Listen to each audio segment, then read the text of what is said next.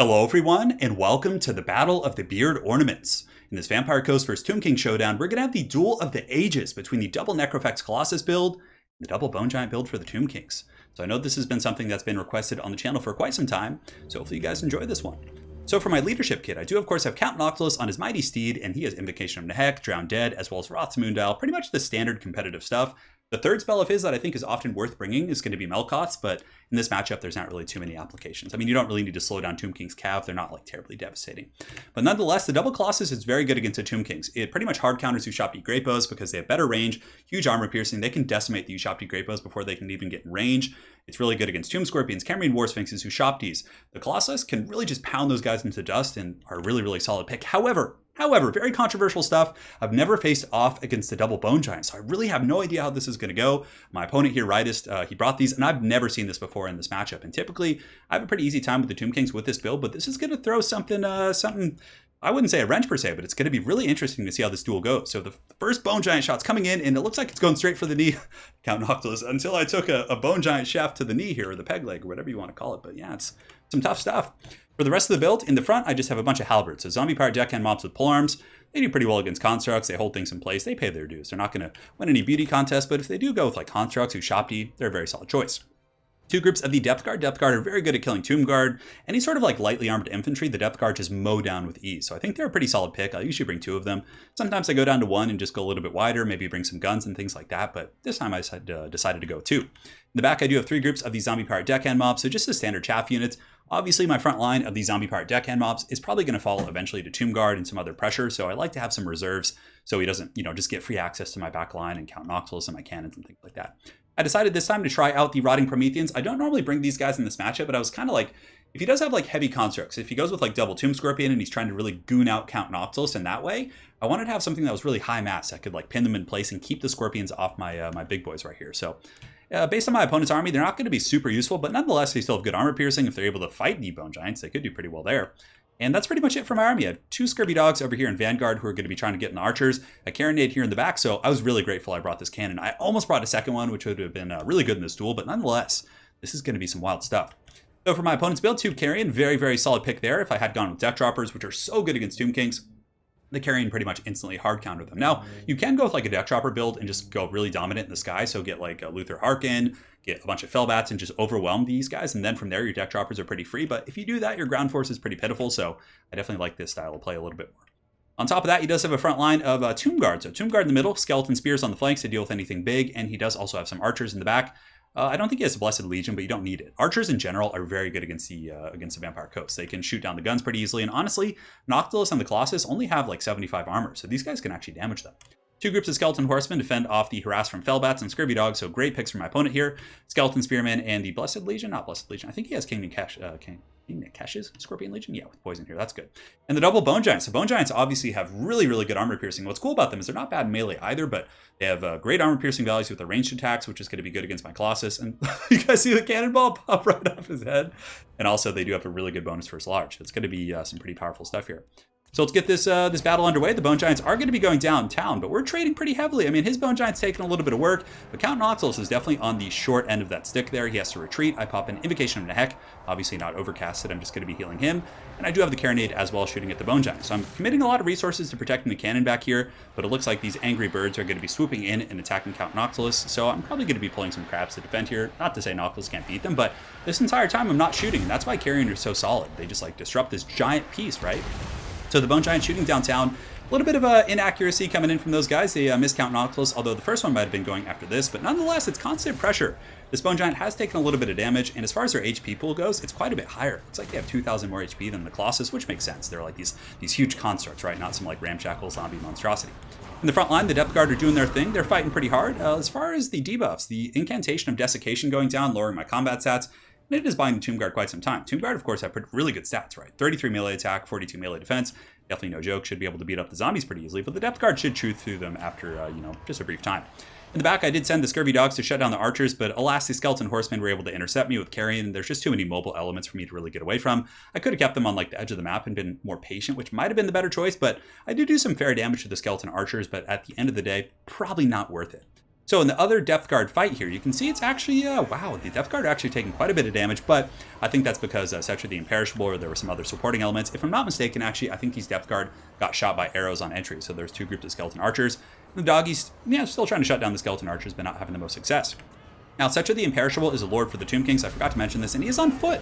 So he's going to get in here and get down and dirty. He pops the Blessed Blade of Petra here, which is going to give him some juicy stats, and it's going to lower the melee defense and all the stats here of these Depth Guard, which really is going to make them get mulched pretty efficiently by these Tomb Guards. So very, very good stuff with Cetra supporting magic.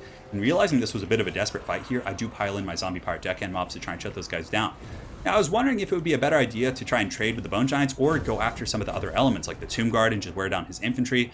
But so far, we're really committed to going after the Bone Giants. I do have my Colossus, so I was about to say Colossus von Karstein. That's actually pretty good, right? You guys want me to start calling him Colossus von Karstein? But Count Noctis here is going to be shooting downtown at the Bone Giant with the other Colossus and also the Karenite. Everything, I'm just trying to focus these guys down because I know if the battle goes on and those guys like march up in melee, they're going to be pretty scary in melee as well. And I don't know how like a melee fight would go between the Colossus and the Bone Giant. Something to test out. But anyways, the cannons are getting a little bit beat up. It looks like the Bone Giants have switched their focus onto the Carronade back here, and they've taken one of the models out, and they've also done quite a bit of damage to Noctis, who has popped the Arcane Conduit. Those Bone Giants are pretty good at sniping artillery. I mean, they're going to get them pretty quick, and at the very least, it is tanking the leadership, and the Carronade crew is going to be crumbling here. So another group of these, Felcarrion. The Carrion are going to be swarming in on Count Noctis. I do respond with an Invocation to Heck, and I basically have the Crab bodyguard. So the Krabby Patties are going to be getting in here, slapping these birds up, and in what game can you say that there's like crabs fighting birds? I don't know. Warhammer's a pretty wild place, isn't it? But the frontline fight's not going too hot. The Depth Guard obviously won their fight and completely killed those Tomb Guard they were fighting in the front, but there's a numbers advantage. The Tomb Kings here have a lot of infantry, and I felt confident about this fight until the Ushabti summon, so very good stuff. He waits till the fighting's gone on a little bit. Obviously, he has to because of the summon.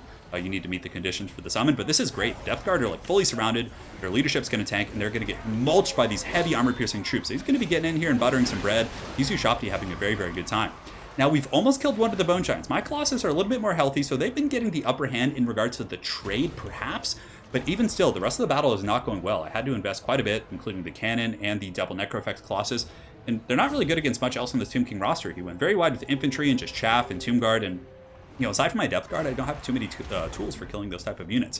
But this Bone Giant's getting danger low. It has about 2,000 HP, and let's look at the HP of the Colossus. So the Colossus here, Count Noctis, has about 3,600, and of course he's healing. The Necrophects Colossus here is pretty much perfect health, so that's going pretty well. And the Crabs in the back, able to beat down these Carrion, as well as these Skeleton Horsemen, so we're able to get rid of some of the mobile elements here for the Tomb Kings, but somebody shopped here are going to be coming back here, and the Bone Giants have pretty much killed this Carronade. You can see it's offline, it's crumbling, and yeah, it has one cannon left that's going to be shooting, but for the most part, it's probably not going to do a whole lot more. So at this point, I kind of saw that the battle wasn't going terribly well in the front line. The Depth Guard are just being like taken down by Cetra, actually. Cetra has just been sitting there the whole time with his great armor piercing all of his different buffs and the Blade of Petra and doing great work against my Depth Guard. So it's really cool to see Cetra on foot here, just laying some work in the front line. So quite a neat situation. Anyways, we have to fall back here. I figured, hey, I've been saving my summons all game because I knew my front line would eventually falter. The Crabs are going to be engaging with the Ushabti here, which is a good engagement. The Crabs will actually win that pretty handily. They're going to spank down these Ushabti because the Rotting Prometheans actually have really good armor-piercing values. But there's just a horde of Tomb Kings, the endless horde of Nehekara, Skeleton Spears, Horsemen, Tomb Guard coming in, the Blessed Legion, not Blessed Legion, the King Nikesh, Scorpion Legion, and the Archers are still online. So unfortunately, my sloppy play with the dogs earlier in the game is definitely biting me in the butt a little bit. But I still have Count Noctis, he's healthy. The Bone Giants are almost out of ammunition, and I've been a little bit more conservative with my shot, so I still do have, you know, a fair amount of ammo. So if I can really draw out this fight and maybe pick apart these Bone Giants, I might be able to claw my way back into the game. But as it currently stands, the balance of power is in my opponent's favor. And Cetra the Imperishable just running around the desert, just kind of having a good old time and taking some arrows in the back from some of the archers there, which is always good. But the Rotting Prometheans able to do some good work and finish off the Ushabti with the support of the Zombie Pirate Deckhand mobs. But Cetra's coming in, and remember, Cetra does have anti-large and armor piercing, and the Blade of Petra is just going to be melting the Prometheans. So I remember looking at the battlefield being like, oh yeah, my Prometheans can hold back these spears, they have enough armor, whatever. But then I noticed that Cetra was just taking them to task, just beating them down. Rotting Prometheans are just getting melted by Cetra's heavy armor piercing and the bonus first large. Skeleton Archers are shooting in against Count Noctis, who's almost at his healing cap. And the legions of Nehekara are marching. And look at this, the Bone Giants coming from across the desert. I love this. Just the inexorable thudding march of these Bone Giants. It's so cool. So as far as melee goes, 32, 28, 400. And let's look at the Colossus here. So 42, 30, 412. So it looks like the Colossus is a little bit more proficient in melee. However, the Colossus does have a little bit less HP. So there's some leeway here because, you know, 9,400 HP is a lot more than they start with the Colossus starts with like 7,200 or something like that. Wraithstorm's going to be coming down here. I knew he had a big pocket of infantry. I was like, I need to start wearing these guys down, getting through his chaff. So I used a Wraithstorm, and it does some pretty good damage. I probably could use it over here where Cetra was and maybe gotten some collateral and also hurt Cetra. But nonetheless, I was like, okay, we're just going to try that. If you look here, Zombie Pirate Deckhand mobs are holding to the bitter end. I do have a group summon here with the Ross Moondial. They're tightly packed, fully surrounded. Battle of the Bastards style Game of Thrones. Not fun for those guys. But I'm going to be sending in the Colossus and melee and just trying to break the leadership of these guys. But did you guys see that? You guys see that? Count Noxus literally just aimed and blew away his own zombies and like had no contact with enemy forces. I guess that makes sense. I mean, if anything, I would hope the Colossus would suck in melee because they're so damn powerful and ranged. Yeah, the bounce bar is a little bit out of control now, guys. Cetra's just on the hunt, and the Bone Giants are coming in. This one has 633, and it does take a shot here from the Colossus, I think. Or I think at a moment I actually turn around and shoot. So here comes the cannonballs going downtown, and all 3 of those, or 6 of the cannons connect with the Bone Giant here. He's going to be crumbling. He is very, very low, and the Bone Giant's going to be falling as Count Noctiluss from downtown, and down goes the big boy. He's going to be collapsing into the desert. But alas, his death will not be in vain, as the rest of the legions of Nehekar are pouring forward. Zombie Pirate Deckhand mobs are fighting pretty hard here. Another summon going down, but this Bone Giant's coming in. We got King Kong vs. Godzilla, and the Bone Giant coming in and just going after that knee, just the low swipe. And look how big those Colossus are. I totally forgot that they're that giant. But anyways, I'm trying to get away with Count Noctiluss, but this Bone Giant is just slapping him. It's definitely not good. Cetra's on the hunt, and that's pretty much going to be all she wrote. You know, Noctiluss obviously can waddle. He has a couple more summons. I'm trying to get a little bit of value here, but there's just too many troops kind of surrounding me and pinning me down here. Wraithstorm going down, but that's going to be all she wrote for the foul forces of the Vampire Coast. So I know how much you guys love seeing the Vampire Coast get owned. But yeah, that was a really fun game and well played to my opponent, Riotist. He did an awesome job with a very unorthodox build. I always thought on paper, like, that the double Bone Giant might be really good against Vampire Coast. Granted, most Vampire Coast players that I played against as Tomb Kings don't go with the double Colossus. It's something that I love to do. So maybe he did a little bit of intelligence research, or intelligence work and scouting, but even still, the double Bone Giant was beastly, and he did a great job just microing everything else. He protected his backline with the skeleton horses, the carrion, and really I just didn't have the stopping power to deal with the 3 Tomb Guard and just the numbers of infantry. Obviously, the Zombie Pirate Deckhand mobs could not handle the Tomb Guard, and he did a really good job using his Ushapti summon to kill the Depth Guard, and the other one he focused on with archers, and used Cetra with the Blade of Petrala to just grind them down, and really, man, they just took a beating from that. So it was a thing of beauty for sure, but I still think the build's pretty strong. But against the double Bone Giant, I would probably cut the crabs, maybe get a second Carronade if I wanted to even stay with Colossus. I mean, there's so many different directions you could go. I mean, you could go with like Terrorgeist play and just get in there and breath attack them, and that might be super effective. I mean, there's any number of different ways I think you could play against a double Bone Giant. But if you want to match them and just go fisticuffs in terms of guns, you could probably cut the crab, cut 1 Depth Guard, get another cannon, and just go a little bit wider as it pertains to your infantry. I think that would be, you know, because double Carronade and double Colossus could easily kill those Bone Giants quite a bit quicker. And then from there, you cut the Depth Guard, you just get a lot more zombies, because you can literally get 4 zombies for the cost of 1 Depth Guard. And that will just kind of tie up the front line a little bit longer for you to win that Bone Giant duel. But you could also just go with a very blitzy build, right? You don't even go with the Colossus. You just go with Luther Harkin on a Terrorgeist. You get, you know, from there you can just get a very aggressive infantry corps with a couple of groups of Depth Guard and just try and steamroll them and get to the back line. And you can use Fellbats and other tools to disrupt the Bone Giants. It's pretty much the same thing he did with his carrying against Count Noctiluss. So there is a lot of ways to deal with it, but man, I was not expecting that, and he did a great job with his play. So very well played to my opponent, Riotist. Hopefully you guys enjoyed this Necrofex Colossus versus Bone Giant game, and we will see you guys next time. Take care.